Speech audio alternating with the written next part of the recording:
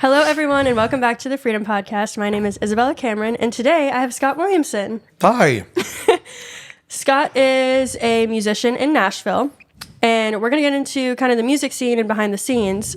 But first, I have an icebreaker question for you. Okay. Okay. Who is your favorite Muppet and why?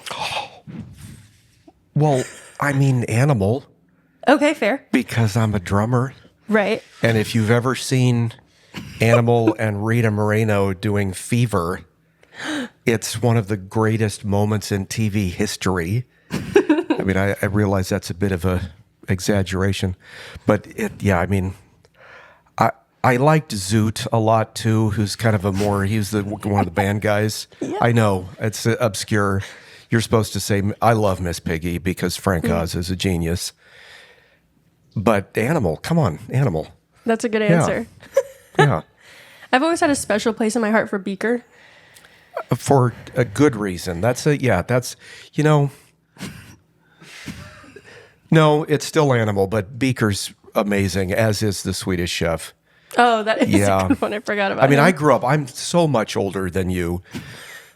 We'll have to get into why you have an old man sitting here on your podcast and why we know each other, because otherwise this is officially creepy.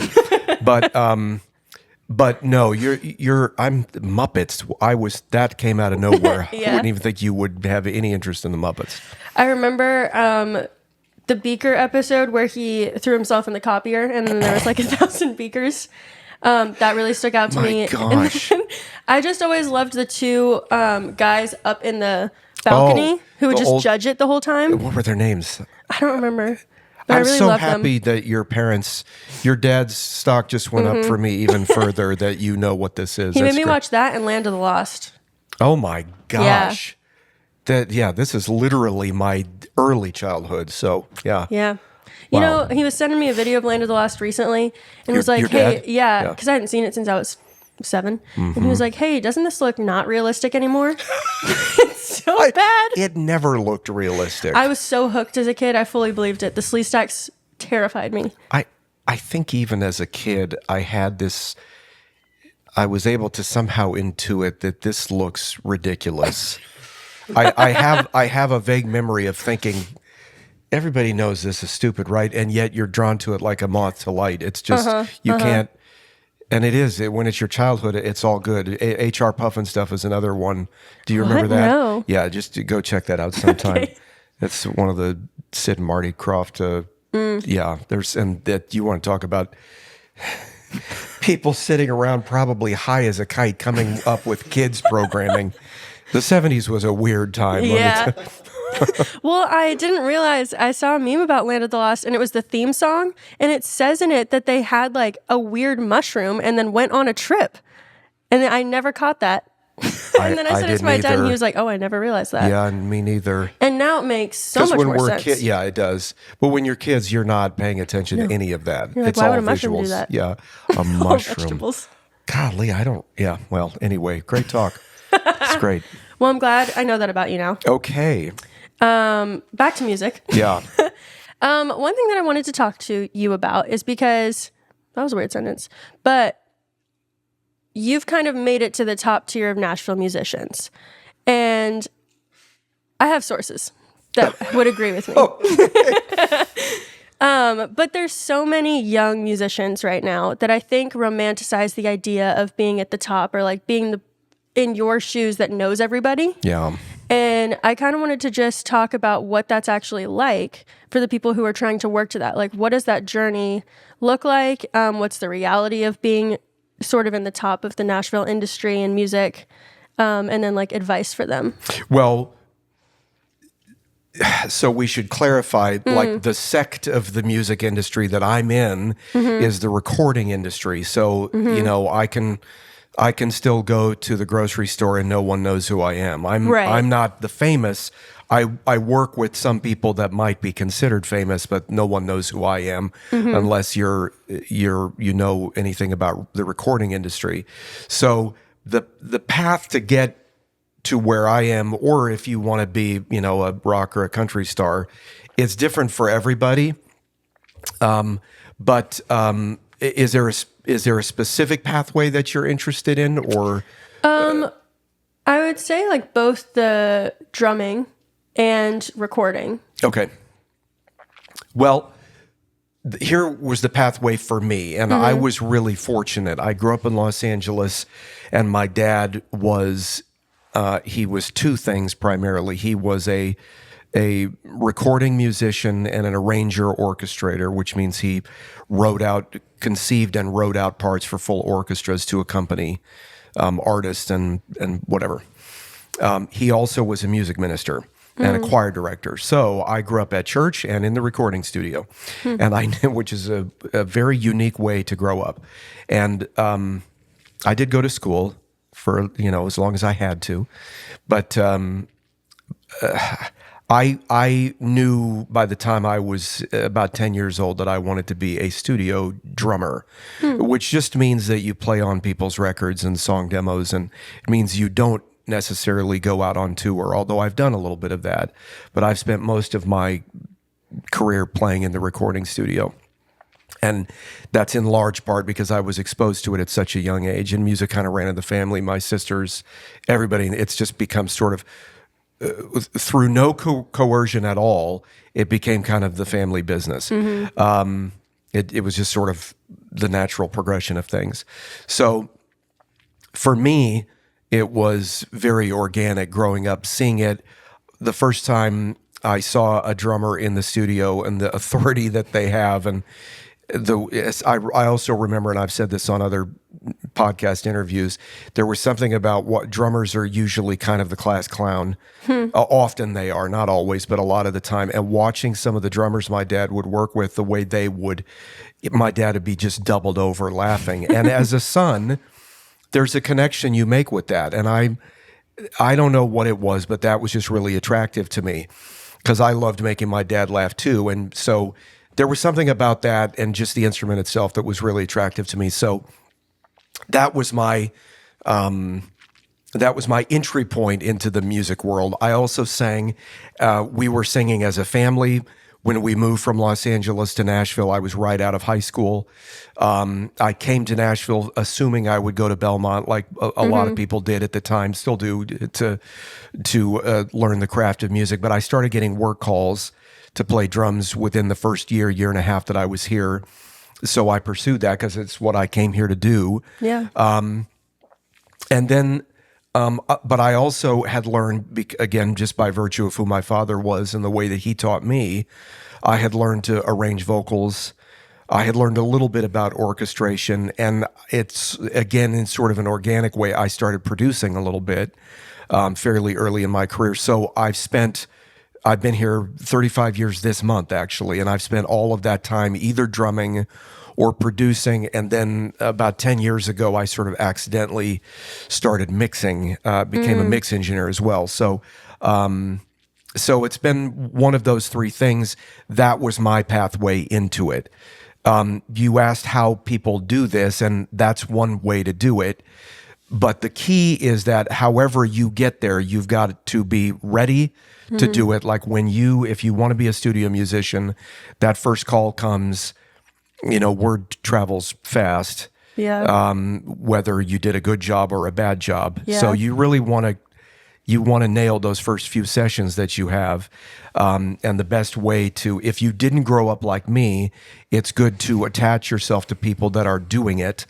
I've heard the advice, if you find something you want to do, attach yourself to somebody who's great at it and learn everything that you can from them. Yeah. So I don't know if that answers your question, but that was my version of it. So, what do you feel like some of the big differences working in secular music versus Christian music that you've noticed? Well, oh boy, loaded question. Because I think there's like the stereotype or the understanding that like, oh, if I just work in Christian music, everybody's going to be super nice to me and it's going to be a much better environment. But from what I've heard from people that are in the music industry before, that doesn't usually seem to be the case.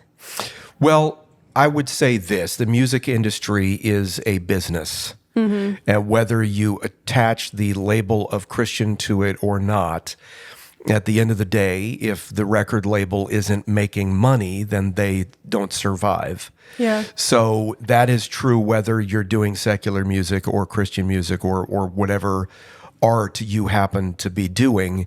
If there's somebody, if I keep using the term attached to, if you've attached yourself to an entity that is using you as a means to make money, then that element is there, and you have to sort of reckon with it. I've done work on both sides of it. I've enjoyed all of it for different reasons. The people who are making Christian music, which has probably been more of my work than anything else. A lot of the people who are doing that really, really want to see the gospel preached and proclaimed and spread. And I've worked with some unbelievably great people in that realm of the music industry. But at the end of the day, there's still that issue of profit that has to be, again, a business that isn't making profit is a business that essentially no longer exists. Yeah. So it is really, really tricky. When you mix the gospel with commerce, you have to do it very, very, very carefully, because if you don't, the scene of Jesus turning over tables, I don't want to say a fit of rage because it was the living God, but that was justified, holy, righteous anger, and we are in great danger of doing the same thing, whenever we're trying to, again, attach the gospel to commerce. So it's tricky. None of us have figured out how to do it exactly right. It's not, we live in a fallen world, and there's going to be problems with all of this, but there are people of integrity trying diligently to do this the right way, and I've been fortunate to get to work with some of those people. How would you advise a young musician who is a Christian? Like, would you tell them to work in Christian music, or if they're worried about being in a secular industry and maintaining integrity, like, how would you tell them what to go for? Well, I think the answer to that question, and we could apply this to any industry, is you have to do your best to try to seek God's wisdom about his requirements for your life. What have you designed me to do, Lord? And what is required of me in this moment or this season? And then, trust him for the grace and the strength to do whatever that is. You alluded to this in your question. There are, even working in the Christian music, and I've been guilty of it myself, there's some jadedness. There's things that happen, things that get said and done that, if we were being purely biblical, we would say, not so sure about this, because people are people, and we do stupid things even when we're making an attempt to walk in the Spirit. So it's not like you can make a blanket statement that secular music is good and Christian music is bad, or vice versa. Yeah. I think what happens is there's an expectation when you attach Christian to something. You go, well, these should be people of higher integrity. And in some cases, that is absolutely the case. That is true. It's just that our flesh gets in the way. And even sometimes when we're trying to live in integrity, we do stupid things. And then, yes, of course, in both sects of the industry, you are going to rub up against people that have no integrity at all. That's just part of being in the business world. It's not necessarily unique to the music industry, right. But maybe it's more pronounced because artistic people are we're weird. So it's also an industry with like no HR, no like office building with a set like rules of like what to do when you have interpersonal problems, Well, I've spent less time in offices. I've always been freelance, so I don't know the extent to which that's a true statement. But Yeah, it's kind of every man for himself, I think, you Yeah. know. And it is amazing how quickly you can go from being, you know, the golden child to being just persona non grata, by virtue of your age or by virtue of having had a career conflict. You know, it's the 30 years ago, the Milli Vanilli scandal of lip syncing. It was over in an instant. They were the biggest thing in the world, and in an instant, it was over. Yeah. And this has happened more recently. I hate to, you know, pile on with the person, but we all know. I mean, it just happens all the time. It is human nature. We love to prop people up, and then we love to applaud and scream at them as they fall down. It's a terrible, terrible thing about human nature. So, and the music business, really the entertainment industry in general, Yeah. is, because it's so visible, because you can become such a big star, that fall from grace can be really spectacular. So Yeah. Cancel culture has gotten horrible. horrible. And we're all guilty. Yeah. It's just, we have to recognize this is human condition 101 stuff that we've got to work on ourselves and say, I'm not going, when I see somebody falling down, I want to go embrace them and try to help them back up on their feet. But I'm not very good at that. That's who I want to be. But I'm like anybody else. There's just times where you just wish you were better. So, Yeah. yeah. To you personally, what are some things that you wished you had done differently when you were a young professional, like in your 20s, starting your career? Okay. Well, two things. First, I never went to college, which in my line of work that doesn't matter. But now, I'm 53 now. I would love to teach, and that is just never going to happen. I can go in clinic and do adjunct work at a college, just because of my, years of experience in the industry. But I would never be able to go actually, just for the obvious reasons. You've got to have at least a master's degree, and to teach at the collegiate level, they really want you to have a PhD. Well, that's just not. I just know myself well enough to know that I just would never get there. So the other thing, and again, to call that a regret is too strong of a word. And I'm not a great enough student to think that I would, if I could go back and do it again, would I go to school? I just don't know. I just know that that's a deficit in my resume.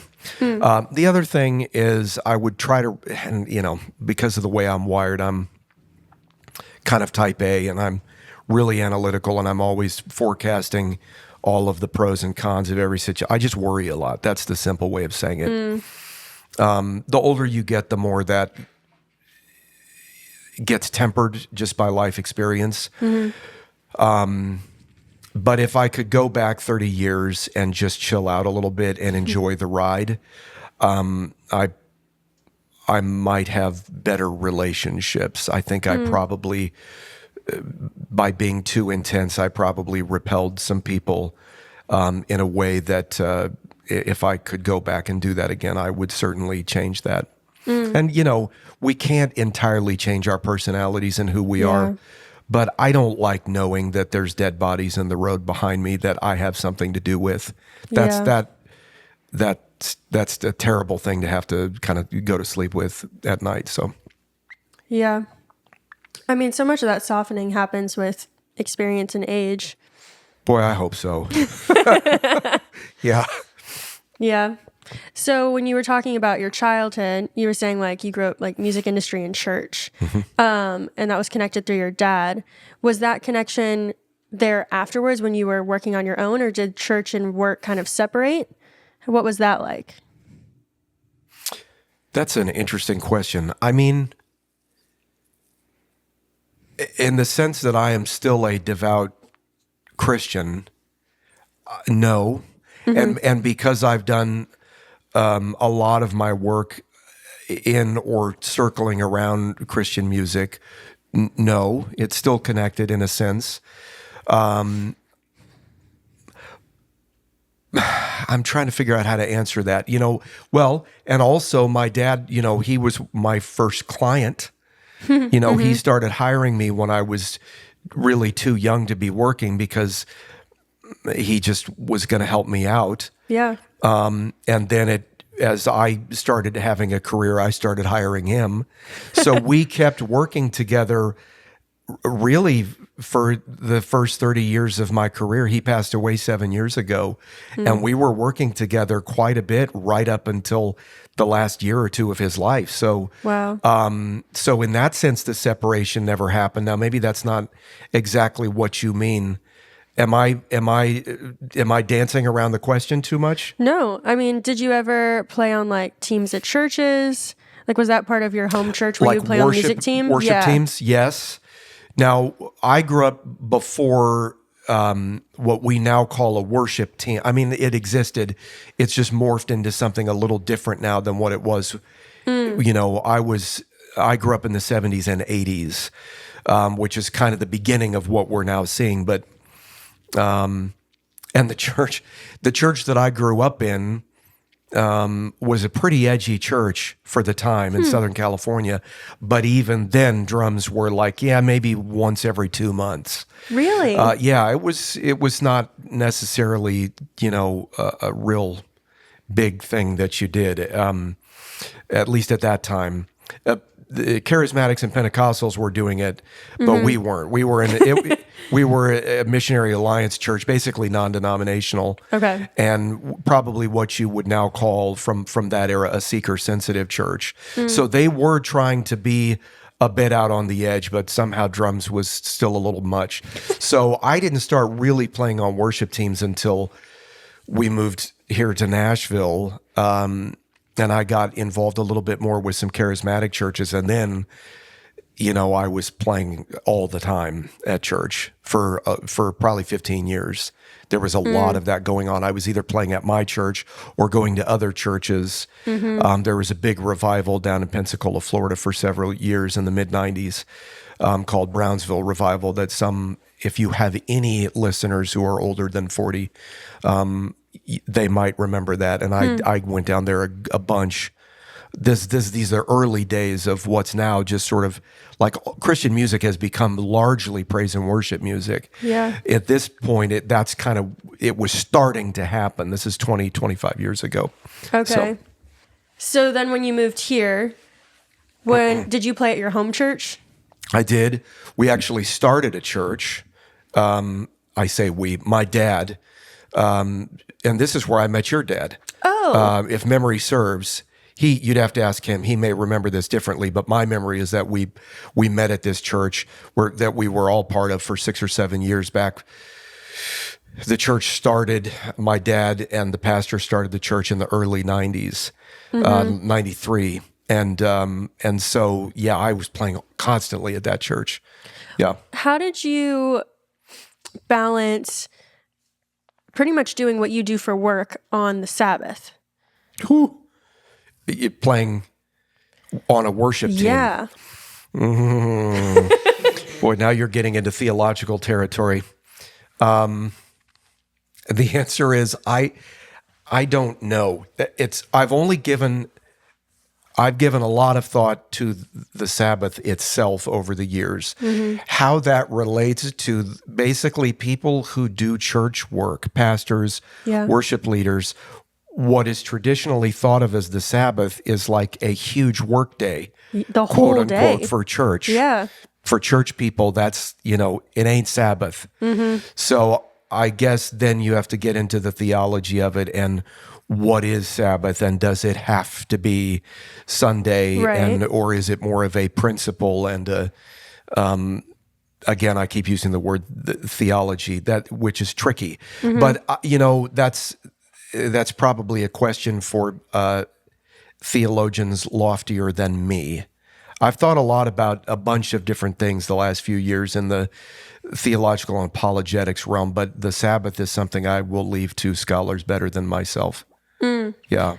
Did you 'Cause have that's a a tricky- practice where you would take off a different day? No, if I'm being honest, No. And here's why. And I don't know if this is a legitimate excuse or not.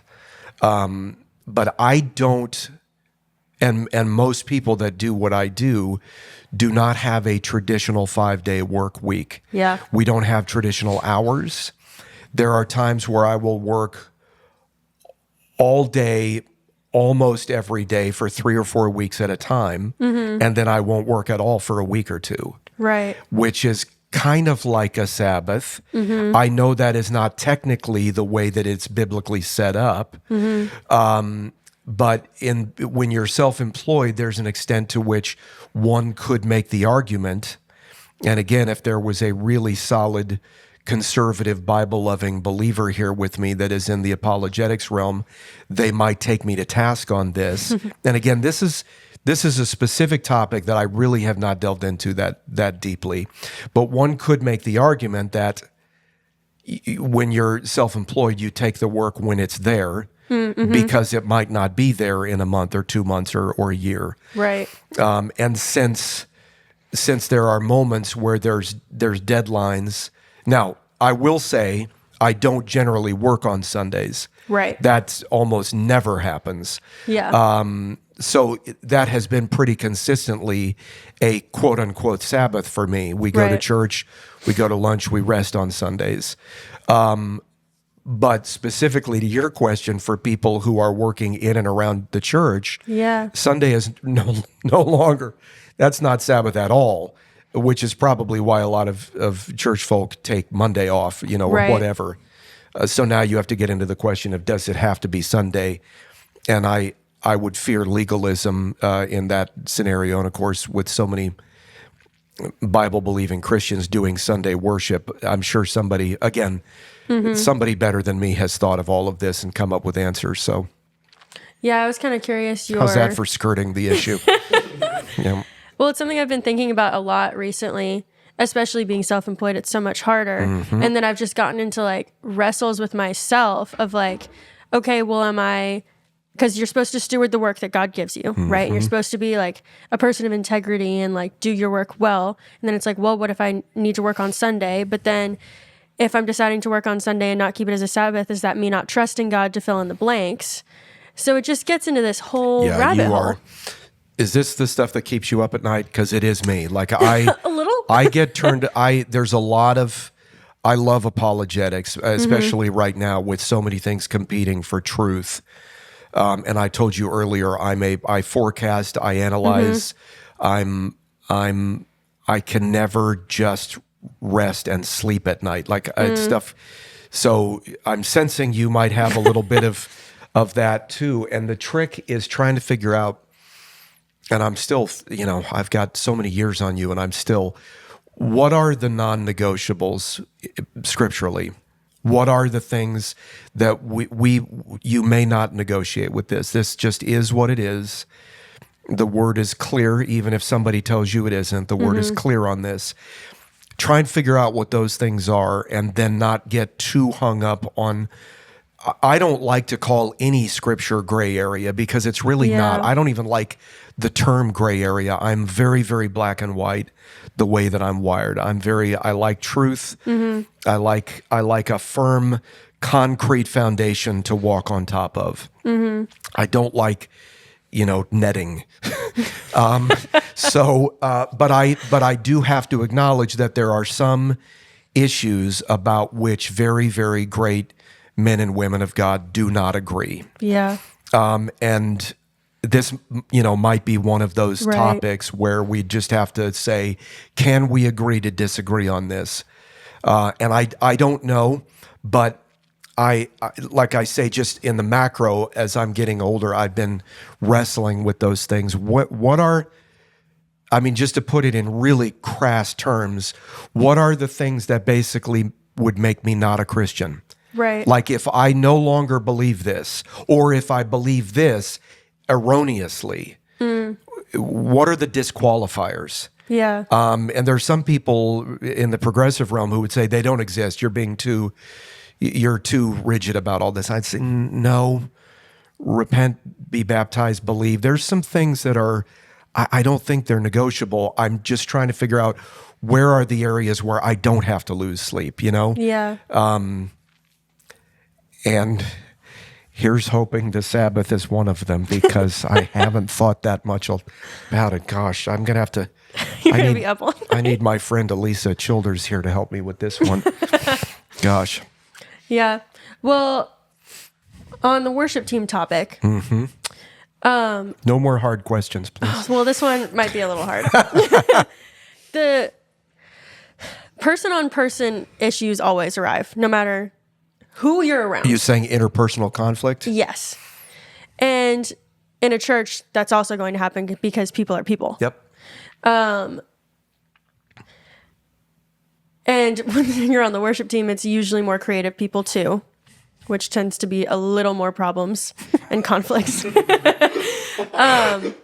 But one thing that I'm seeing a lot is people starting on the worship team really young, like 18 to 25. Mm-hmm. And I've seen a lot of people that I know be kind of chewed up and spit out by churches where they're like given all this leadership opportunity or given responsibility in the church or on the worship team, and then kind of just like stomped on, and then there's all this church hurt, and then they leave.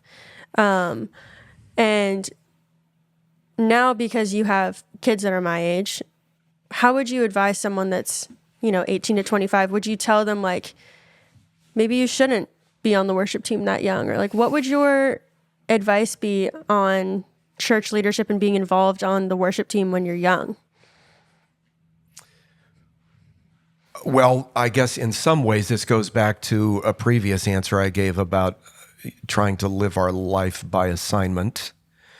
God, what do you require of me right now in this moment?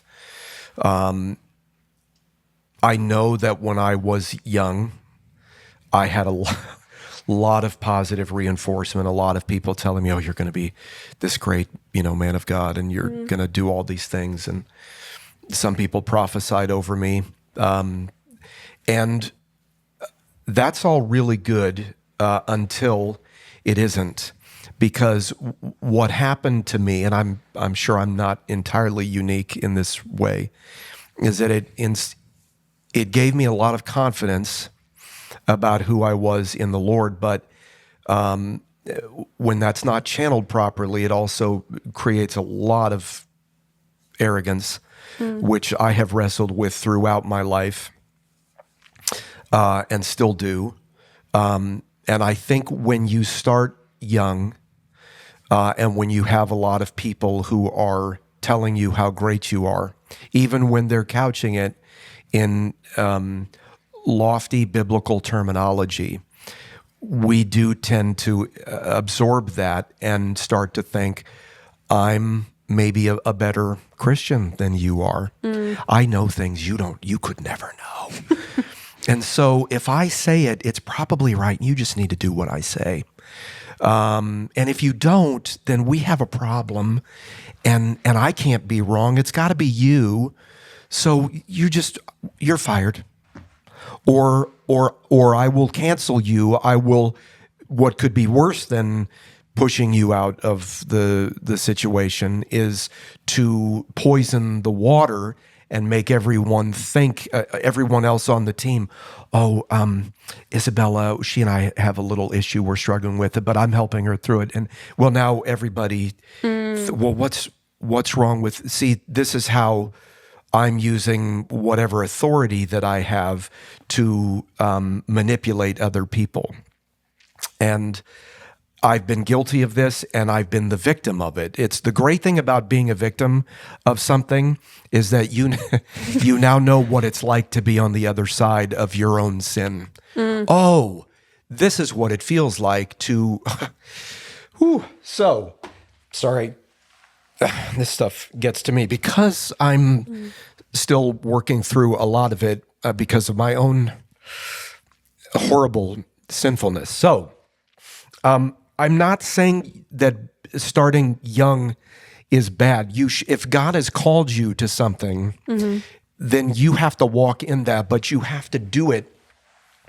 And this is for me at 53, and as long as I live, you have to do it walking in lockstep with the people around you, and you have to submit yourself to them, even if you're in authority. You have to in some way give somebody permission to tell you that you're being a jerk. You have to say, I know what I'm capable of if I get too far over here in my flesh. I know what I'm capable of, so I'm giving you permission to stop me and say, hey, love you, stop doing that. Because I've been the guilty party, and I've been in several situations, even some recently, where there are people at the top of the food chain who are insulated from that kind of criticism. And inevitably, no matter how great they are in the kingdom, they start to become pretty narcissistic. And again, I am saying that as the chief of all sinners. Again, this is part of the reason that it is sometimes helpful to have the mirror held up to your face by being treated by someone the way you have treated someone else. It's really painful, but really good sometimes. So, the biblical principle is never let anybody look down on you because you're young. Yeah. But also, if you're going to be in any kind of position, even if it's not authority, you're just on a team. I mean, honestly, if you're on a worship team, you have some authority, even if you're under authority. Yeah. Being a worship leader gives you a certain level of authority. And if that's been given to you, then you have to steward it really carefully. Yeah. Long answer, sorry. No, that was really good. Sorry for my blubbering. Yeah. If I remember correctly, your family has been a part of a couple churches since I've known you guys, since I was itty bitty. How do you deal with leaving a church and there being church hurt, especially when you were part of the behind the scenes and on the worship team? Well, different people have different views on this. And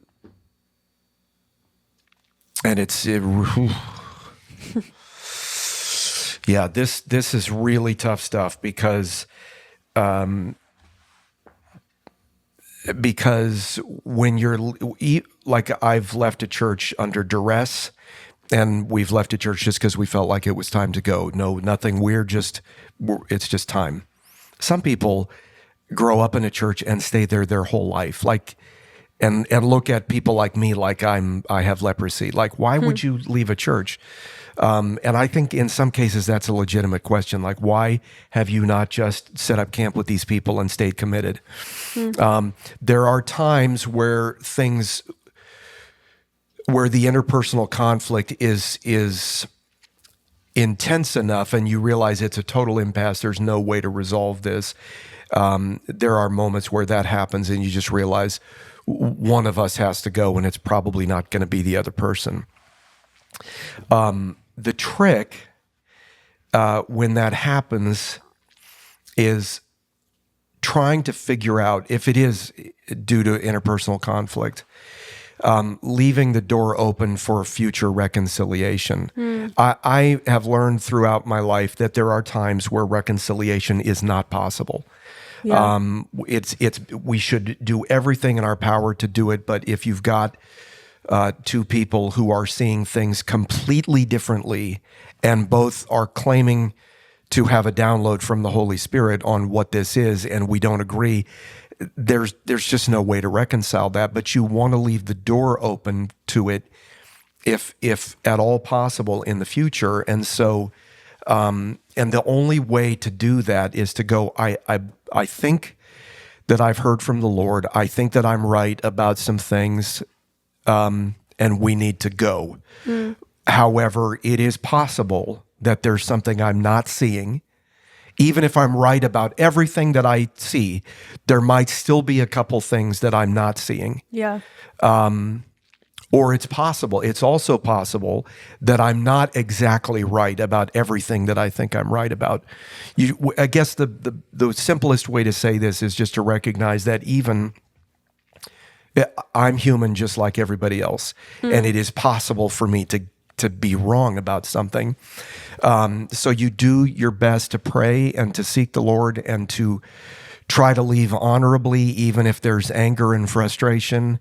I don't believe, and this, I have some dear friends that I know disagree with me about this. I don't believe in going on a campaign after leaving, because I think that the Lord works this stuff out when we pray. I suppose there are some exceptions to that. It's real easy on social media to leave somewhere in anger and then feel that you have a mission to expose everything. And again, I guess there are probably some cases where that's legitimate, but I would say maybe less than some people would think. And there are good, godly people who would disagree with me on this. So I want to be really careful. But the first time I left a church, I was in my late 20s, and it was really tough. And I think this is before social media, but I went on a campaign sort of for 2 or 3 years afterwards, and it took. I just really believe that I was in error doing that, and so I've tried to adjust as I've gotten older, but it's just really tough, and it's especially difficult if the leadership is on a campaign against you, which does happen sometimes, again, because we're human and we want to save face. We want our side of the story to be told. Yeah. And we want, in my flesh, you want vengeance. And I'm not equipped to deal with the weight of vengeance. God didn't give me that. Yeah. He didn't give it to any of us. So, again, long answers to short questions, but the bottom line is you have to try to leave room for God to do something miraculous, even if it's 5 or 10 or 20 years down the road. Right. And that's probably not possible if you're leaving in a fit of rage and trying to make everybody know about it. Yeah. Was it hard after leaving a church and having church hurt? Was it hard to then go and try and join another church? Was that a difficult transition? I will probably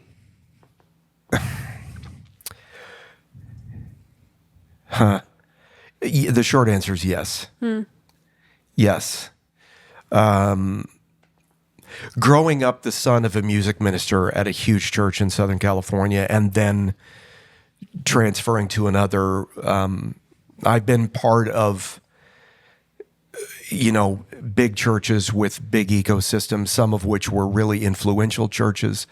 So I've never technically been on a church staff, but I've been a de facto member of a church staff, or so heavily involved that I had a pretty good idea of what was going on behind the scenes. And when you've seen that, and that even in the best possible scenario, people are people. We make mistakes. And then when you've seen some of the consequences of some of the more pronounced kinds of mistakes,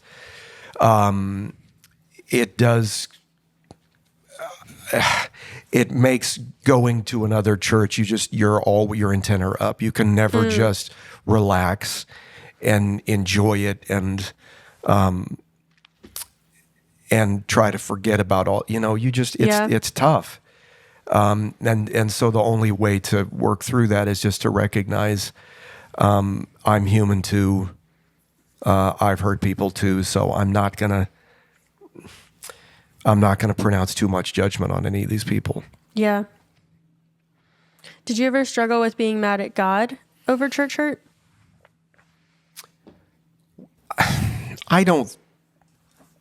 Maybe when I was younger, God, why won't you exact vengeance on the people who are hurting me? The way I want it Yeah, right now. the way that I think you should, and also please have mercy on me. Only exact vengeance on my enemies, but don't do anything to me for the way I've treated them. See, this is the problem.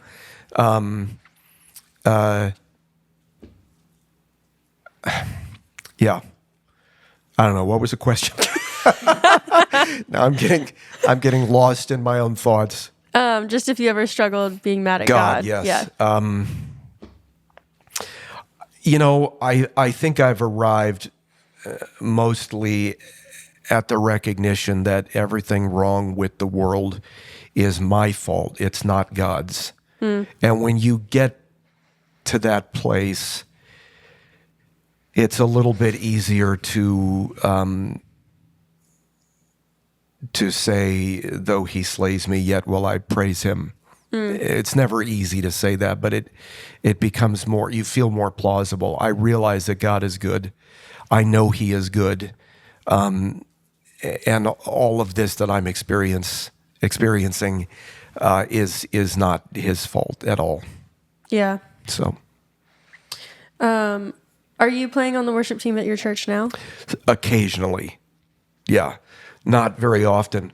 Part of the problem, we have midweek rehearsals, which are usually pretty hard for me to commit to, because my schedule is always in flux. Right. And so that makes it tricky. So we have sort of an arrangement that if somebody bows out at the last minute, because they're puking their guts out or something, Right. call me and I'll be there. But yeah, I maybe 2 or 3 times a year. Yeah. Well, this is going to be kind of a vague question, so you can answer however you want. But broad spectrum, whether it's within like helping at a church or family stuff or career stuff, what do you feel like in the last couple years God has really been teaching you? Ask the question one more time. I just want to make sure I understand you. In the last couple years or most recent season, whichever one you want to choose, whether it be in church life, family life, career life, what do you feel like God has been teaching you? Okay, well, I have a little bit of a blanket answer to. That's the first time the question's been posed in those exact words, but I think it's mostly just it goes back to a previous answer, and I'm sorry for being redundant, but it felt about 10 years ago like God really was starting to unpeel to peel the onion on my arrogance. Just the stuff that I needed to backpedal on and just recalibrate some thinking about myself. And, some arrogance is, I think, most artists are pretty insecure, a lot of self-doubt. And I think in some ways that fuels arrogance in this really strange way where you feel like you have to prove something all the time. Even when you've reached a level of success where maybe you shouldn't feel that way anymore, but it's just sort of the artistic temperament, I guess. I mean, maybe it goes beyond artistic, but I think in so many areas of my life, just trying to recognize how there's a difference between confidence, which can be a holy thing, and arrogance, which is never, ever anything but bad. It's just always bad. There's just no good that ever comes from arrogance, at least not in the long term. And so, and I'm nowhere. Like I'm right now thinking of a situation in my life where I'm being arrogant. And it's like you feel like you're in a tailspin and you can't get out of it. Like you get so inside your head thinking about this situation and how I can see the problem and I know how to fix it and maybe I can, but it doesn't change the fact that there's another person involved and they have valid input, and the fact that I keep approaching the situation in the same way just reveals that I'm, I'm aware of it. I think it was C.S. Lewis. This is not a direct quote, but he said something like, there's really no such thing as a humble person. There's just a few people who are aware of the depths of their own pride. Some people aren't even aware of that. And I guess his point was that's about as good as it gets. I hope in the Spirit we're able to get a little bit better than that, but I think that's just the blanket thing. If you ask what I'm learning in all things, I just would like to be more. I want to be confident. I want to be, if the Lord shows me something, I want to be able to say it, but I would like to be more humble about all of it, whatever that means. So, Yeah. Because I'm a remarkable person. Okay, this is my last question. Okay. So, how have you seen God teaching you humility play out as a father? Oh, gosh. Boy.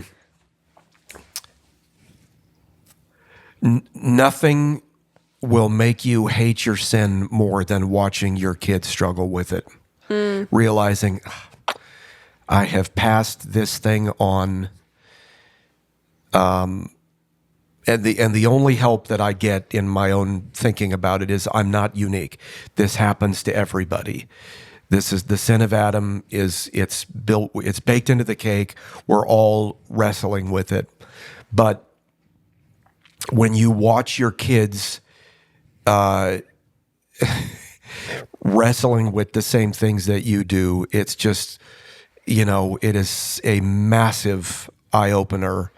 And it makes you really irritated by yourself. I irritate myself. And also, you spend a lot of time going, how much of this is nature and how much of it did they learn from actually watching me sin? Either by my speech patterns, the way that the way I live my life. What is it about this? Did they just get it because it was going to happen, or did they actually observe this? And I have to own that. Yeah, I hope that answers your question. Yeah. Are you, like, in your growth, when you feel like God is chipping away at it, do you ever sit down your kids and you're like, listen up, this is what God is working in me? You would have to ask them. I remember a recent interaction with my daughter where I apologized to her. So we've got 3 boys and a girl, and there were, because of her personality, the way that especially when she was little, the way that I thought I had to try to counter her will. If I could go back and redo some of that, I would gladly do it. And we were having dinner 6 months, or it's been in the last year. And I said, just because she's been through some stuff in the last couple of years, several things in a row that just kind of made me feel like I needed to apologize for some stuff. That's the closest thing I can think of to what you're talking about. Yeah. It comes up from time to time. Our oldest is 27, and he's really gracious, so he hasn't ever, attacked my wife or me about any of the mistakes that we made with him. But I've got 4 kids. It's coming at some point. and you just have to try to embrace it. And it's like any interpersonal conflict. When somebody comes at you, you have to try not to first defend yourself. You have to try to absorb it and go, what parts of this do I have to own? That's just really hard. Yeah. Really hard. Well, I would imagine it's hard too, being a parent and wanting and trying so hard to be the best parent you can, and then they come to you as an adult and they're like, I really hated the way you did that. Yeah.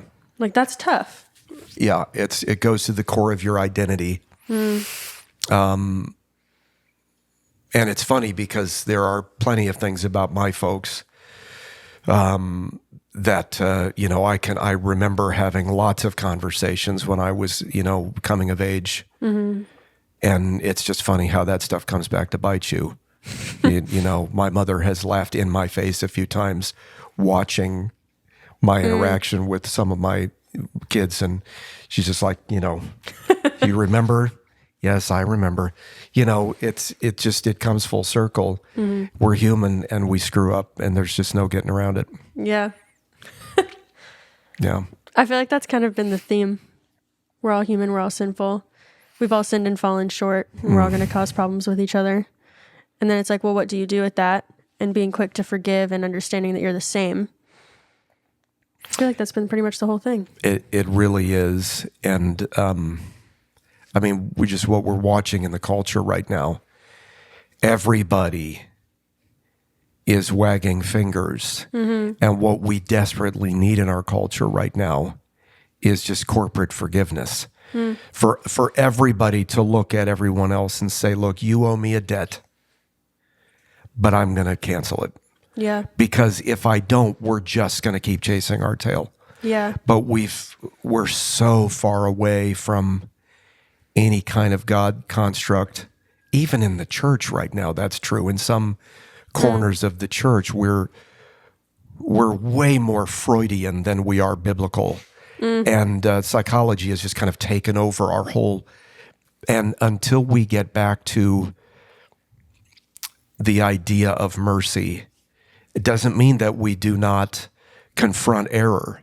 Right. And it doesn't mean that we don't hold fast to what is true and preach it. But it does mean that we're going to have to be willing to cancel some legitimate debts with people, or we're hopeless without that. So yeah. Yeah. There's a nice happy way to end. Is there anything? Oh, we're not done yet? Great. Well, is there anything that you feel like you wish you had said so far that you didn't? No, I feel like I crushed it. Yeah. Perfect. I don't think so. You've asked some probing questions. Good. Yeah. That's the goal. Yeah. This is great. It's a great podcast. Thank you. Yeah, I've been really enjoying it. I also really appreciate your vulnerability. Well, you're wise beyond your years. You're asking questions that a lot of people twice your age might not think to ask. So sorry for crying in your podcast, but yeah, that's the subject that always gets me, is just God's mercy is huge because I'm a mess. So aren't we all? Yeah. Yeah. Yeah, you in particular. So, yeah. I wish I hadn't said that. It's terrible. Terrible. Terrible. I knew you were joking. Yeah, I know, but it's just terrible. It's just terrible. Yeah. Is this being filmed? Is this going to be broadcast? Because I would have said everything different. In case anybody's still wondering, we mentioned it, but you're friends with my dad. And, well, both my parents. Mm-hmm. And then I've been friends with your daughter since I was 4, probably. It's going. Are you two exactly the same age? She's 20 days older than me. Oh, wow. Yep. Son of a gun. I know. So you're late November, huh? Mm-hmm. Okay. Yeah, 23rd. Nice. Yeah, Yep. That's 20 days. Look at that. The day we figured that out, she was so excited. I'm sure she was. She's like, dang it. Yeah. No. Yeah. Yeah, I've known your dad. We occupy different spaces in the music industry, but we kind of have similar resumes. So yeah. That also helped me know what to ask a little bit. Well, your dad and I think a lot of the same things. We've, he and I and a few other guys have been on a 4 or 5 year long text thread group chat. ever since the pandemic, I think is when it started. And we don't all agree all the time, but your dad and I especially have a lot of very similar kind of foundational layer stuff that we really agree about, that totally apart from the music industry. So we've always connected on that stuff. Well, you guys both are very analytical, which is also not as common in the creative industry. So that's probably why you've bonded too. Yeah, I don't know. I don't know. I mean, it's who knows what makes two people click. I mean, his love of Italian food. That helps. My wife is Sicilian, so there was always that connection. Although I know now he can't eat that stuff unless he actually goes to Italy. Yeah, isn't which that the my worst? wife is about to do. So yeah, I'm so jealous. yeah. Well, thank you for doing this with me and answering all my questions. Thanks for asking. Yeah. Glad to be here. Do you want to shout out your socials? I don't even know what they are. I'm on Insta. I'm on Facebook because I'm old. I have a podcast-ish thing. Oh, yes. You go ahead. Is it on anything other than YouTube? Well, I've got I've got somebody doing shorts like on Insta and On stuff. Instagram, But yeah. Okay, so on Instagram Reels and then YouTube Shorts and long form, he has this series called Pilot Eats Food, right? Mm-hmm. Where he has his plane and then he takes someone in the plane and they go eat food and then they talk and it's funny. And we're gonna do one eventually. Yes. As soon as it's not like 1,000 degrees outside. Yeah, it's been hot. Yeah, unbearable, and the plane does And the not worst. have air conditioning, so Yeah, that'd we be like rough. to fly in the fall. Yeah. Yep. So I'll tag his channel and the socials for it, and then I'll make sure to like put on, all the shorts so that whenever we do that together, and it'll be fun. Yes. It'll be so much fun. Yes. And I'm trying to think of anything else. If you need a drummer, Scott. Yep. Yeah. Well, weddings, casuals. Sorry. Birthday parties, Yeah. children's birthday parties. No, that'd probably be creepy, wouldn't it? For an extra fee, yeah. he'll dress up as a clown and drum. God, gross. Yeah. Will he dress up as one of the Muppets? Muppets. Yeah, I could dress up as Animal. Sure. I would pay Yeah. probably a lot of money to see Yeah. that. It'd be tough to drum in that costume, but I have yeah. faith in you. yeah. Still- Trust me, go on YouTube and find the clip of Animal and Rita Moreno doing Fever. It's real funny. It's great TV. It's got to be 50 years ago or close to it. Probably. Yeah. And with that, we'll wrap. Thank you, everyone, for listening. Yeah. Go watch that clip of Animal. And goodbye. You gonna say bye? Bye. Okay.